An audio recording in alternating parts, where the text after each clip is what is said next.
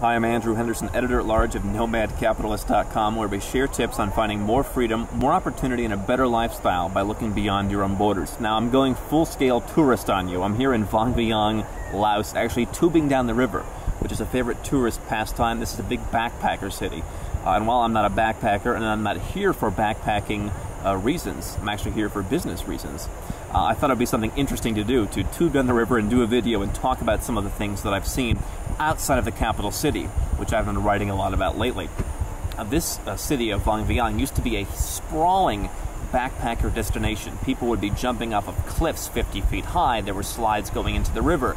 There were dozens and dozens of bars all the way from where you start tubing to where you stop tubing back in the city center.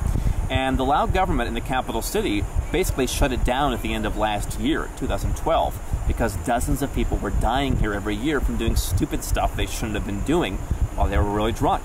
Now, a lot of their parents said things like, the Laos government should stop this.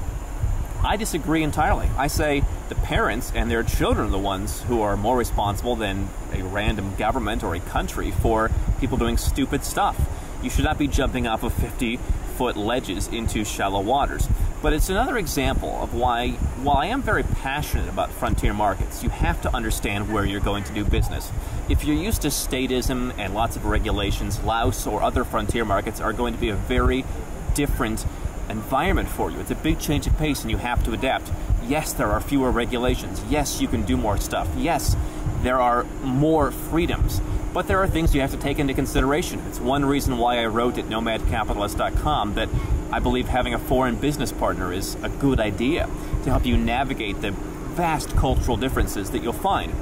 I think that if you're a good entrepreneur and you have a little bit of capital and a little bit of stick-to-itiveness, you can be very successful here. But you can't come in and just imagine that everything's perfect, because no place is perfect. And while there's a lot less regulation here than in the West, there are differences you need to be aware of. Some of these bars just got shut down by the government, and they had nothing to say about it. They couldn't pay off the bribes. It was a national issue rather than local ones. The bribes were more expensive. Now, many of them just rebuilt their bars in different locations, and things are back up and running. But it will never be, in all likelihood, what it once was, and that's because of the communist government here in Laos.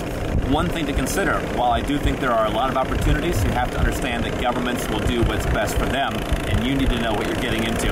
Now, for more on global entrepreneurship, go to NomadCapitalist.com and get my free white paper, 7 Steps to Global Economic.